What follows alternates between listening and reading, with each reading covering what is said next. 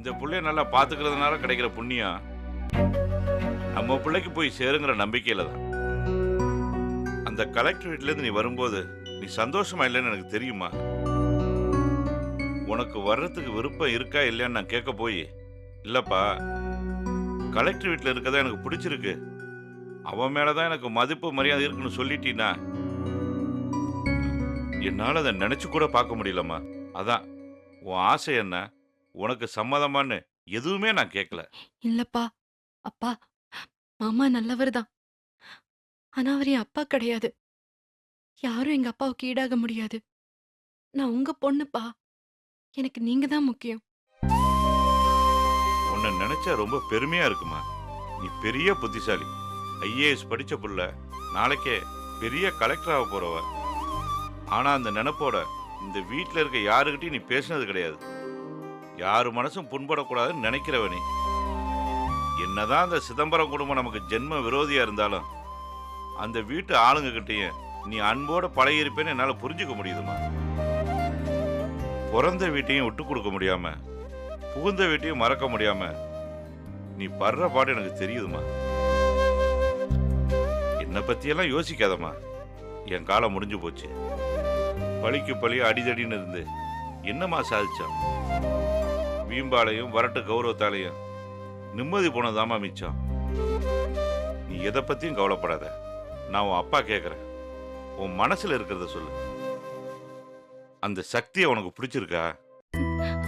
அப்பா, சொல்லுமா.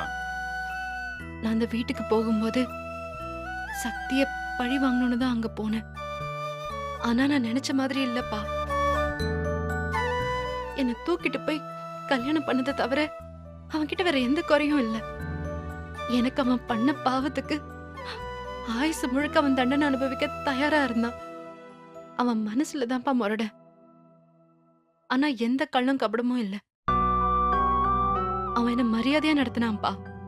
அவ்வளோ அன்பா இருந்தான். அவன் கூட ஒரே ரூம்ல கிட்டத்தட்ட 6 மாசம் இருந்திருக்கேன்ப்பா. ஒரு செகண்ட் கூட அவனை தப்பா பார்த்ததில்ல. அவ்வளோ கண்ணியமா நடந்துகிட்டான். அது மட்டும் இல்லப்பா, அவன் சின்ன வயசுல இருந்தே என்ன காதலிச்சிருக்கான்ப்பா. 2 குடும்பத்துக்கும் இடையில இருந்த பகையில என்கிட்ட அவன் சொல்லல. எப்படியும் நடக்கிறதுக்கு வாய்ப்பு இல்லைன்னு முடிவு பண்ணி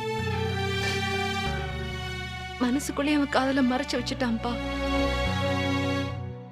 ஸ்கூலு காலேஜ்னு எத்தனையோ பேர் கூட நான் பழகியிருக்கேன். பெரிய பெரிய பணக்காரங்க, அறிவாளிங்க, அழகானவங்க, இப்படி எத்தனையோ பேரை நான் பார்த்திருக்கேன். ஆனா நான் மனசார சொல்றேன்ப்பா, சக்தி மாதிரி ஒருத்தனை இது வரைக்கும் நான் பார்த்ததே இல்லப்பா.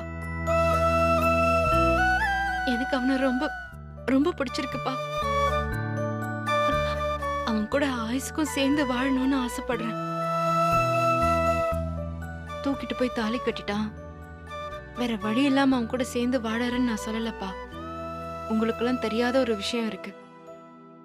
டெல்லி போனப்போ நானும் சக்தியும் திரும்ப கல்யாணம் பண்ணிக்கிட்டோம். மனசுக்கு பிடிச்சு கல்யாணம் பண்ணிக்கிட்டோம்.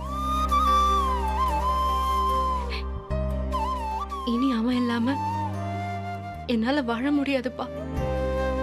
அன்னைக்கு நான் வந்து உன்னை கூப்பிட்டப்ப ஏமா நீ இதை சொல்ல?